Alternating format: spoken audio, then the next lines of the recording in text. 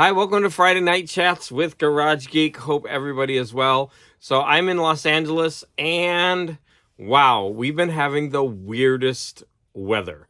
So a couple days ago, I went out in the morning, and there was actually like frost on my car windshield. And that's rare for Los Angeles. And I mean, like, it was like chunky. It was there. And we've been having a lot of rain. In fact, it's really raining right now, windy. So it's going to be one of those weekends where I need to stay in because already there was some flash flood warnings. And it's a shame because a friend is in from out of town, and I'm supposed to drive up to the valley, which is about 40 minutes away, right? But with all this rain, I really don't want to do it. And in fact, I don't know, like a month and a half ago or so, maybe it was 2 months, we had a lot of rain, and that's where the flooding was the worst in the valley. And I actually went there after it was kind of over, and there was still a lot of water everywhere. And I was driving through like really thick layers of water on the street still.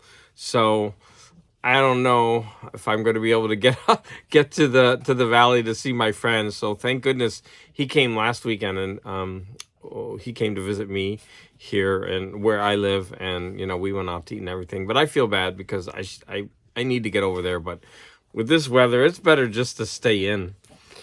Okay, so I'm gonna start. That's the weather in Los Angeles. I'm sure my friend who lives in Iowa. She's been like stuck in her house for like weeks with all this snow, and I'm complaining about a little rain. So I know it's, she's been sending me pictures and telling me about what's going on. And she's got a new puppy, and the puppy just wants to be out, and, he's trapped indoors. So it's not easy for her with her and her new puppy. So I'm going to start with a comic this time. So I read Batman, Catwoman. And so this was it's got a little bit of a history, right? So Tom King did a run on Batman, and it was generally reviled. I don't know why. I actually really liked it. And I didn't finish it, though, but I think I read at least 2/3 of his run, and I really enjoyed it. I didn't think it was bad at all. So I didn't understand why people hated it so much. And so he was supposed to do a 100-issue run, I guess, but he got kicked off. And so I guess as a consolation prize, he was allowed to do like a 12-issue maxi series to kind of end his, do they call them maxi series anymore? I don't know. Mini series, whatever. A 12-issue series to kind of finish off his run. So it was called Batman, Catwoman. And the art... So first of all, a lot of people also stated that they did not like this. So it's interesting. So and most people generally say how good the art is, but how bad the writing is for Tom King. And I'm going to be like the opposite. I enjoyed it. I think the story had some problems. I'm not going to give spoilers. I'm going to tell you about it in general. But the art, to me, very good, very competent, but it's very much, I mean, this is the artist. It's very much like Jim Lee to me. It's a very kind of in the style of Jim Lee. And I know I get in trouble for this, but I am not a fan of Jim Lee's art. His art is not bad, not at all. It's just not my thing. So even like, if you look at it, like most people would say, hey, that is good art, but it's not appealing to me, right? So I'm going to kind of flip through it and give you some examples. First, I'm going to take off the dust jacket, because something new that's been going on in hardcover comics is when they have wraparound covers like this underneath. I love that. So there's another example of the art. I mean, it's good, but it's just not my thing. And I'll just flip through it a little bit. So a lot of people were complaining because of Tom King's writing, right? I didn't think it was bad. Now, one thing that is true about this is really basically a Catwoman story. It's not, pretty much Batman isn't there at all. And what it does is it jumps through time. There's at least three different time periods. There might even be four, right? And it's jumping back and forth, sometimes on one page, and you're trying to get a bearing of where you are in time and what's going on in the story. Because not only will they jump in time, but they'll jump to different characters within the time periods. And I actually thought that was really interesting. I thought it kept my mind engaged because I had to be aware of what was going on and when it was happening. There were a couple of weird things. It plays with the mythos a little bit. For example, with the Joker. I'm kind of tired of the Joker as a character being this, like, I don't know. I'm tired of him being like this all out crazy, untouchable, do whatever he wants, get away with everything, no consequences, always getting beaten up, always getting thrown in prison, and always escaping, and always, like, I mean, he is beaten so badly so often. Like, how does he still have teeth? I don't get it. So it's kind of just this weird inconsistency with the Joker. Well, I guess you could say that with a Batman too. He's always getting beaten up and bruised, and he still has his teeth. So I guess it could go both ways. So I'm just going to show you a couple of pages of art that I actually really, really like. So there's one main page from the comic. I thought I really loved this layout. It's hard to see. So Batman is confronting Catwoman in one scene. That's him up there on a steeple, and it's hard to see on video, but this is a really beautiful layout. So that, for me, that was the best art of the whole thing. And then in the back, there's a cover gallery of so many different artists who gave what do you call those, like variant covers. Most of them I don't like at all, except I liked this one. Of all of them, I would like to have that one. There's like 30 different covers to these. That was the only one I liked. So overall, the art is fine. Like, here's an example of a cover, like cover art. I mean, to me, it's fine. It's nothing that I'd be like, oh, I need to buy that for the cover. Because a lot of times I do buy comics just for the cover art. And then I collect them in these collected editions, right? But I get the single issues just if they have amazing covers that I could display. Like, to me, that is serviceable. It's fine, serviceable. It's not something that I'd be like, oh my God, that's the best art ever. So, what would I give this? I think it's worth reading. I would give this about an 8 out of 10. I actually think after the main run of the 12 issues, there's some backup stories from other comics like annuals and things, and a couple of those are way better than the rest of it, and it actually kind of flushes out the history of this. I think it's overall it's a very interesting experiment, and I think that it works. It's a good read. So enough of that. I'm going to go ahead and put this back here on the shelf where it belongs. I'm going to like slide that in there. Since I have this out, I'm going to talk about this. So this is not a comic. I don't know graphic novel. So this is a graphic novel about the history of the Tetris game. And when it came out, it was on so many people's best of lists for that year that I went ahead and got it, even though it's not like a comic book like I normally read. And I thoroughly enjoyed it. Now, you may be wondering, like, why are you showing this? So Apple TV recently, or I don't know how recently, they announced, let me grab my iPad.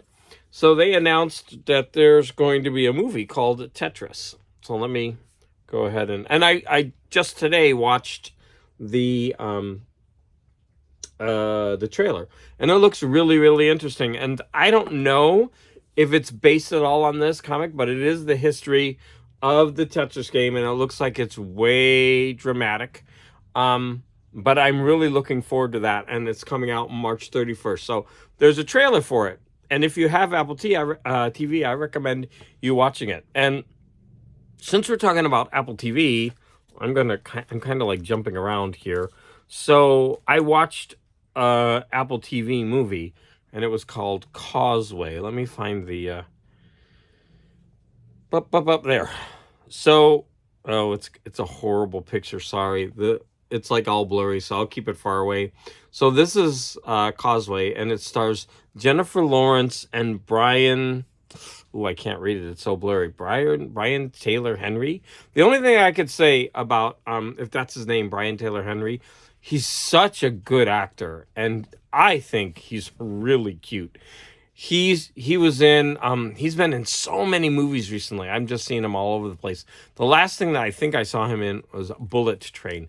But he's nominated for an Academy Award in this movie, and I actually think Jennifer Lawrence should be too. So this movie, hi baby, what are you doing over here? So this movie is all character. So you're gonna be, if you watch this, it's not action. It's just like following these two characters and how they interact throughout the movie. And so it's kind of a drama. I loved it. I thought it was so well acted. It was a really nice movie. So if you have Apple TV, I recommend it. I haven't seen all the performances yet. I think that's the only award that it's nominated for, and that would be Best Supporting Actor, I think. And I thought he was so good, and I don't have the list, so I can't compare. But let's hope he wins. He was really good. So before I go into the rest of the movies that I've seen, I'm going to talk about some of the music I listened to this week, just for something different. So I've been on one of the kicks. I'm listening to these. I'm going through the ones that I own of these. They're either called mini sleeves or paper sleeves, depending on if they come from Japan. So basically, they're vinyl replicas. And so I've been listening to the Romantics. Now, when I was young, high school, they were pretty popular, and I was into them. I never saw them live, although a couple of friends from high school, we were in the same high school, they went, and I'm kicking myself that I didn't go at the time. But anyways, look at this, and then look at that back. That is so awesome, and this is a great album. I don't know how you would classify this music. It's not rockabilly. Is it power pop? I don't know how it's classified, and the song titles are so small here that I can't tell you what the songs are. It's a great album though. It doesn't have the really big hit, Talking in Your Sleep. That's on an album that has there are four squares, each square has one of the band members' faces. But this one did have a hit, but I can't remember what it is. Maybe it's on the actual CD. Let me see. Just in case. Nope, not there. Sorry, I'm wasting your time. But anyways, this is a good album, The Romantics. And look at that cover. They're all in this red leather.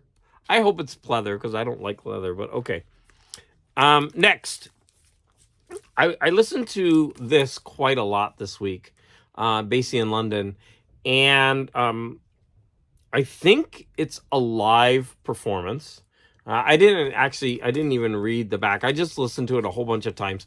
But I'm really proud of myself because as I was listening to this, I was like, is that Joe Williams? So the vocalist Joe Williams, I have like one or two of his albums, right? And his voice is so distinctive that I immediately recognized him. I was like, is that Joe Williams? And then I looked, and indeed, it is him. And I'm like really proud of myself because I know almost nothing about jazz, and I was able to pick out that jazz singer's voice. So hey, I was very happy about that. It took a couple of listens, but now I really, really like it. So the first couple of times I was just like, whatever. But it really grew on me. So this is a good recording. I've had this. I talked about this. I bought this because of MGK Boston. So this is one of the things that I bought, and I've been listening to this. So I throw it on in between. And yeah, I mean, it's the Supremes. It's really, really good. Right? So there's the back. And then I played this. And I'm going to be honest, I don't think I've ever played this really that much. Maybe once or twice I've streamed it over the years, or I've listened to it with a friend. I think my friend in Iowa had this cassette, and maybe I listened to it with her. But overall, I don't think I've actually listened to this, but this has so many hits. So I did have a greatest hits compilation, and so I know most of the songs from that because a lot of them are on there, like Box of Rain, Friend of the Devil, I think Sugar Magnolia, Ripple, and Truckin'. There's at least 4 or 5 hits that I mentioned that they're famous songs. Now I think some of the other ones are famous too, like Broke Down Palace, Till the Morning Comes. Now Till the Morning Comes, who sang that? Till the morning comes. There's someone else who sings that. So I'm not sure if they're the first ones who did this song or if it's a cover version. Oh, now that's going to drive me crazy. Who sings Till the Morning Comes? Like maybe someone like Rod Stewart or someone covered it. Oh, that's driving me nuts. Maybe the Byrds. I don't know. Now I'm going to be great. But anyway, so what I'm saying is this is a good album. Really good. Start to finish. So I was enjoying listening to this to hear some of the deeper cuts that I hadn't heard. So yeah, I'm really enjoying these vinyl replicas, and I can't wait to get more of these. I love these things. They're so cute. Okay, so there we go.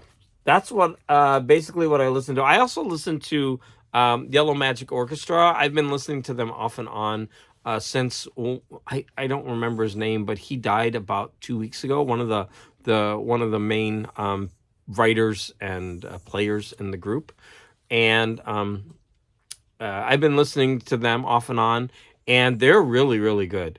And another thing that I started listening to this week was an older, I think it's her 3rd recording by Yoko Ono, and I was really getting into it. It's really good.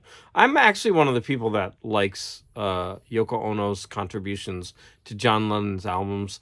I think they're really distinctive, and I've always liked them. They're such a good contrast. I think they go well together. But I know a lot of people make fun of them and hate them.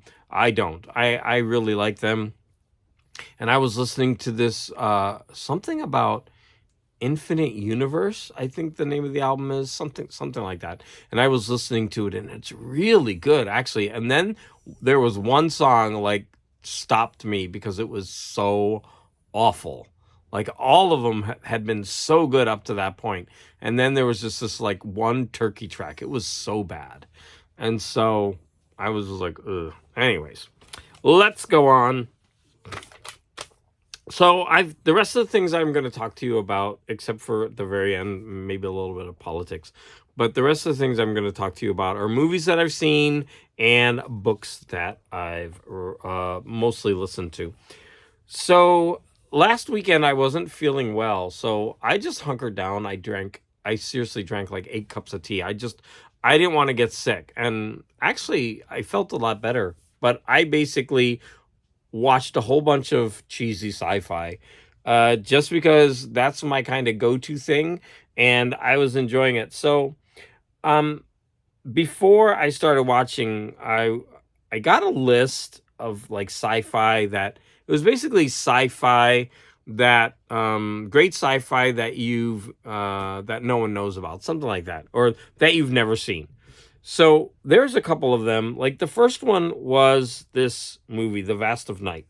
Now, this movie I actually knew about, and I had actually started watching it. But this movie, when I first started watching it, was so slow and so boring that I actually stopped watching it. But it's been on so many best lists and this and that and the other thing. I decided, no, you're going to stick it through. You're going to watch it through to the end. And I'm going to say that I am glad that I watched it. I'm glad that I finished it. My opinion isn't going to change, though. It's very slow. It's very plodding. But it's very, very well done. Now, here's the thing. It's this director's... What's that? This director's first feature film, I guess. And I got to keep jumping around when I'm holding my iPad. And he did it on a budget. And what he did on that budget is pretty amazing. So first off, he got these two actors, and they are very good. They hold the movie. Like, there's a scene where this woman, she's doing that for about 15 minutes. That's all she's doing. She's talking into her. She's a telephone operator. They're teens, and that's her like part-time job or something. And the male works at a radio station, and so she talks into this thing for 10 or 15 minutes, and she holds your attention. Now, I'm not going to say that, it's not long and drawn out, but she does a very good job of trying to hold the audience's attention the whole time that she is on, that switchboard. And it's amazing. Like, just her performance, and we have to watch her answering the phones for about 15 minutes. You would think that it would be awful, and it is kind of boring, but I don't know. I can't say enough like how good these two leads are, because basically we have to watch them go throughout the town, interviewing people, talking to people, running here, running there. And that's basically all the movie is about. But it's I don't know if it's worth the payoff in the end. It's just, for example, there's this one shot that's so well done. They go from, I think, the radio station, and the camera zooms throughout the whole town, and they go all the way across the town. Like, you follow the camera, you go through the whole town until you get to the school gym. And it's a beautiful shot. And I guess it's called a tracking shot, but they had to like go through the entire town. And I know they didn't have much money to do that, but it's little things like that really make this a good movie. And it's also the compelling story. So you have to like sit and be engaged with them telling stories. And it's basically, since they don't have a lot of money, they have to create this mood. And you're not sure what's happening. Is it something's going on in the town, and they're not sure if it's the government, and it takes place in the 50s or the 60s. So they're not sure. Is it the Russians? Is it the government? Is it an alien invasion? So I don't know if I can highly, highly recommend this movie. I'm going to say that if you're into sci-fi, and if you're interested in, especially like the Twilight Zone. In fact, the whole movie was framed like a Twilight Zone episode. They started, there's this 50s TV screen, and you like zoom in and you like enter into the screen, and it's like a Twilight Zone like opening. And so they're setting you up for like a Twilight Zone episode. And so if you like old Twilight Zone episodes, and if you don't mind low budget movies, where I don't know if this director is broken out, but he's a good director. And these two actors, they were really good. So I'm glad I stuck it through, but I'm not going to say this movie's for everybody, because you're going to sit there for an hour and a half, and you're going to watch these two go through a town and just like run up to this house and talk to someone. And then they show them running across the town and going and talking to someone else. And I know I made it sound bad, I guess. So then the next one I watched was The Man from Earth. Now, this one started off, and immediately I was like, oh no, this is a low budget movie. It was really low budget.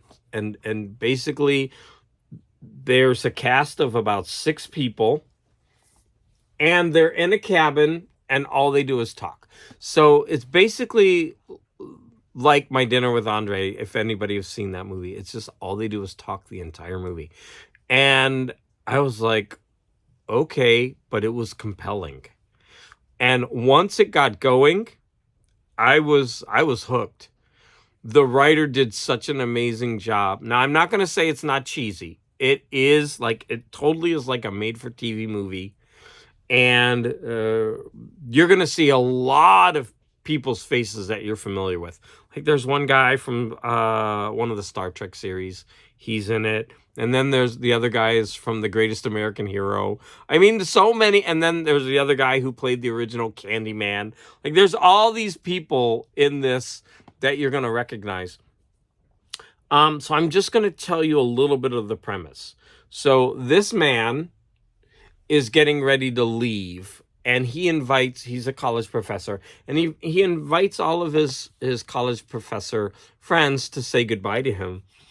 And he decides for the first time to tell this group of people his story because he wants to see how it would play out. I guess he's never done that. And he decides to tell them that he is actually a 40,000-year-old man who doesn't die, and he has to move every 10 years when people start to suspect that he doesn't age. And the people in the room are just like, is this guy insane? Does he need psychiatric help? Is it true? Is it like, it was really compelling. And I'm not going to tell you, but there are a couple big revelations throughout the movie. And for such a low budget movie, this one was worth the status of best sci-fi movies that you've never seen, because this one is a keeper. This one was really good. So much so that there was a sequel. And I have to tell you, the writer of this movie wrote a couple of the original Star Trek episodes. And he wrote this movie as his like final project right before he died. In fact, I think he was working on it up till his death. And so the sequel, which was called The Man from Earth, Holocene, wasn't nearly as good because the same writer wasn't in it. And it just became like an action movie, right? It played on the story from the first one, but just became like this action movie. So wasn't nearly as good. It wasn't horrible, but it did not capture like that first movie. And in fact, I think they were setting it up for a series, because at the very end, this shadowy figure, one of the characters opens up the door and there's this shadowy figure, and you get oh wait, I can't tell you because that would spoil something for the other movie. Okay, forget it. Not going to say, just in case you want to watch these things. Now, this one, again, had William Catt, The Greatest American Hero, and this one had a different Star Trek actor, which was Michael Dorn, who plays Worf, and then this one also had Vanessa Williams in it. So I guess it was also a made for TV movie, most likely. So the second one, you can skip that one, but you should watch the first one, right? You really should. Okay. Then I watched this other movie, which this one was bad. So this one was called The Mind of Mr. Soames. And I guess it was a late 70s movie starring Terence Stamp and Robert Vaughn. I didn't even know that Terence Stamp was in it. And the tagline is, "Can this baby kill?" So I started watching it because the description said it was about a man who was in a coma his entire life and who was forcibly awoken at 34. And I just thought, well, that's a really interesting premise. Like, what would someone's life be like if and I wanted to know how would they deal with like someone who's never learned language and never used their muscles really, and never socialized properly. And so I was wondering how they would deal with all those issues. And they deal with them to a certain extent. I don't know how satisfactorily they deal with it, but basically, the people who look after him, they don't really treat him very well. And there's two opposing factions. And one is like, oh, he needs to be disciplined. And the other one is, no, you need to show him love. And they're warring with each other. And he escapes. And, it's, what will he do? Will he accidentally hurts somebody, like a Frankenstein type situation. Or I was also thinking about Lenny from the John Steinbeck story of Mice and Men, right? Like you've got this like big hulking person who doesn't really have the socialization skills to be on their own, and then he escapes and he's got to try to navigate. And what's going to happen? Is he going to hurt somebody? Is he going to throw a little girl into the lake, kind of thing? But this movie was pretty silly. It was pretty bad. Now afterwards, I let me get more central into the screen here. Afterwards, I read that this company, when they were making this movie, they wanted the rights to the Charlie Gordon. What's that one called? The one about the mouse? Algernon, Flowers for Algernon. So they wanted the rights to that one and they couldn't get them. So they decided to do this story instead. So The Mind of Mr. Soames, starring Terence Stamp. It's a pass, but I enjoyed it because it was just so cheesy. All right. Okay, those are all the movies that I watched. Oh, here's a picture of Terence Stamp's hairdo in this movie, because I guess when you wake up at 34, you can't get a good haircut. I mean, his hair was so bad in this movie. Yeah, it was pretty bad. All right, so I'm going to talk about first book that I had actually started, and then I had to return it to the library, and then I got it back, and that was called Bola. I'm not sure if it's Boya or Bola. The author's name I am gonna butcher because I listened to it and they said his name a few times and I can't replicate it from memory, but it's Paj Tim Statovci. So I butchered that, but this is a good book. I think I'm a little biased because it's a gay novel and it's about gay characters, and I want my friend who lives in Iowa to read it to see, because I thought it was really good. I think the writing is really good, but I might be a little bit biased, right? So after she reads it, I'm wondering like if she's going to say that it's also well written and it's a good book. But I started getting engrossed into the story because this has a lot to do with class and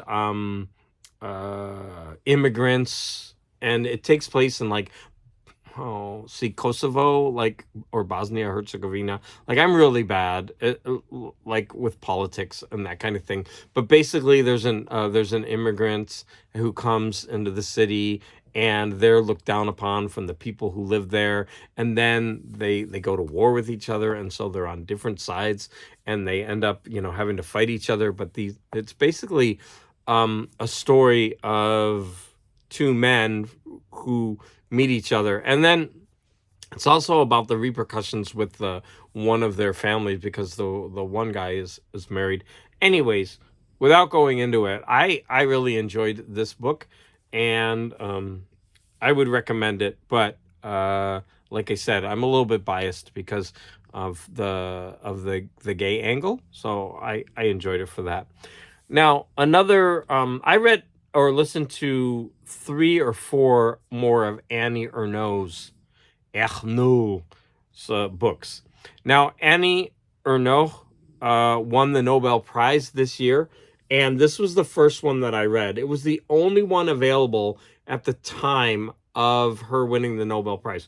I remember my friend and I were chatting that morning, and we're like, oh, she won. I think my friend wrote me, hey, Annie Ernaux won. And so I immediately went on the library website to see if they had any of her books, and they had one. And it was this one. And so recently I went back and I checked, and now they have about 10. So because she won the Nobel Prize, all of her books suddenly are either I think they were already translated, or they became translated, and now they're widely available. And that's one great thing that the Nobel Prize does for world literature. But in another sense, there's so much literature out there that's not available until someone wins a prize or something like that. So anyways, I had already read this and talked about this, and this is her looking back at her notes. She wrote and kept a journal about when she got an abortion when she was in France at a time when it was illegal. And so it's her looking back at her journal and remembering and writing about the experience. So it's very clinical in a sense. And so I had already talked about that. So now I listened to two that just happened to be back to back: Simple Passion and The Possession. And by the way, all of these books are about an hour. Some of them are 2 hours. They're like super short. And so both of these books just happen to be about the main character being obsessed with a married man, or I think in both cases she was obsessed with a married man at two different times in her life. One, I think there was one slight difference. One, I think, was in the first one, the man was an immigrant, right? And so she was having an affair with an immigrant, and the other one was with a married man. And basically, I started to think, she's a little bit cuckoo, because she was like all stalkery, but she was actually writing about her feelings honestly, and she didn't care if she came off sounding crazy, because she was being very honest about what those kind of feelings do to a person. Like when you're in the throes of not passion, but when you yearn for someone so much that you can't have, and when that's taken away from you, and how you obsess about it. And it's really well done, but I started to get the feeling like, oh, is this all she's going to write about? So I was happy. The third one that I read was A Woman's Story. And this was the story about her mother. And this by far was my favorite. So this talked about at a time when her mother was trying to go from one class of society to another, and what it was like to live in France at the time of when her mother was young and now, and all the benefits that she got from that, that she took advantage of and took for granted most of her life, right? But all that her mother had to do in order to get her into the class that she is now, right? So basically, she is definitely middle to upper class, and it was because of the sacrifices that her mom made that gave her those privileges. And she writes about her mom honestly, and it's not always the most flattering picture. But what's really nice about her writing is it's often clinical, and it's she doesn't try to sugarcoat things. She has this like journalistic effect to her writing, and so I admire that. And I also I didn't finish it though, and A Man's Place. And this is the story of her father. And this one I'm also really enjoying. So I'm obviously going to keep going because they're so short. I think the longest book of hers is either like 4 or 5 hours. Almost all of them are 1 or 2 hours. So I'm going to keep going. I'm enjoying them, and it's really nice because so much. It's like you can get through so much of a Nobel Prize winning author's work in a short period of time, and that's always a bonus, right? So I'm going to talk about one more book. And I'm probably going to maybe get some flack for this one. But the final book that I'm going to talk about is The Rabbit Hutch. Now, the reason I read this is because a YouTuber I follow, he really liked this book. And this won some major awards. The Rabbit Hutch by Tess Gunty. Now, I'm going to show my age in this one. I did think that this was good. It was an interesting book.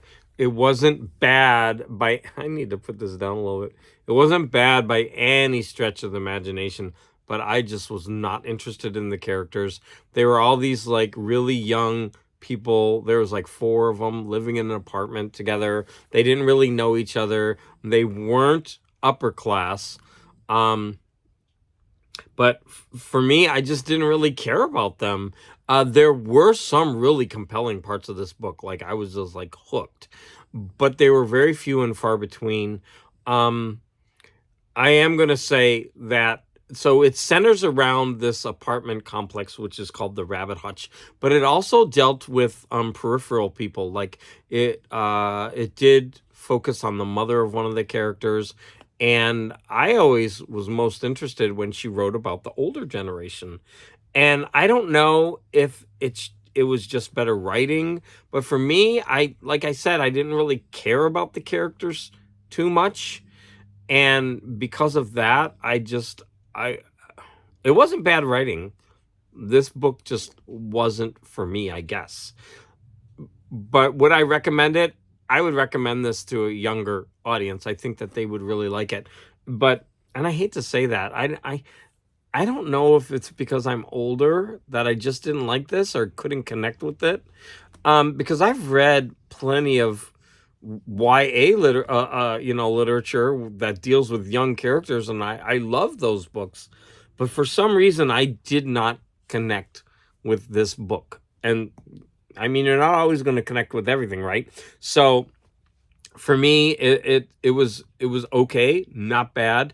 Do I recommend it? I would say to certain people, yeah, especially if you're 20 something, you'd probably really, really like this book. But yeah, it wasn't for me. So the last thing I want to talk about today is a little bit of politics. I'm trying to, delve into that a little more. So last week I talked about how it was kind of shocking that Marjorie, is that her name? Marjorie Taylor Greene, stood up in Congress and started shouting at the president, calling him a liar. And, it's starting, and I wondered, I asked you out there, I was like, is that the first time that happened? Well, it was really funny because Bill Maher actually did a whole segment on it after I talked about that, right? And so his monologue was about this, and it's not. Like, it happened to Obama once. Someone yelled something out, and it was really interesting because when they did it, like, Obama was, like, taken aback. Like, it was so unexpected, I think, for somebody to yell something out like that, and it was, like, shocking. But the whole point is that it's becoming more and more commonplace, it seems. And what was really interesting is Bill Maher started showing scenes from around the world where politicians in their places of politics, like their senates or their houses or their House of Commons or whatever, but like they, going at it, brawling, jumping on each other, punching each other, knocking each other down. And he showed so many, and then like it's kind of like, he's showing, paving the way for the future of what's going to happen in American politics. Like, it's pretty shocking that there's no decorum in those forums, right? And I think it's kind of shocking. It's like there should be, some places where rules are abided by and people are given their time to speak, and you wait until that time to express your opinion, and you respectfully disagree with someone. But I guess that's over with. So I don't know. So that is how I'm going to end my Friday night chat this week. I'm already 45 minutes. Like, how do I talk this long? I mean, I have this small list and I just go on and on. But anyways, there's been a core group of people who have really stuck by me and have been watching my videos weekly, and I thank you. I know I have not been producing much in the way of content on YouTube. That'll change once, I get a little bit of vacation time. I'll go back into it. I've just been, like I said, trying to catch up on other things. But I do appreciate the comments, and I do appreciate the viewers who are watching.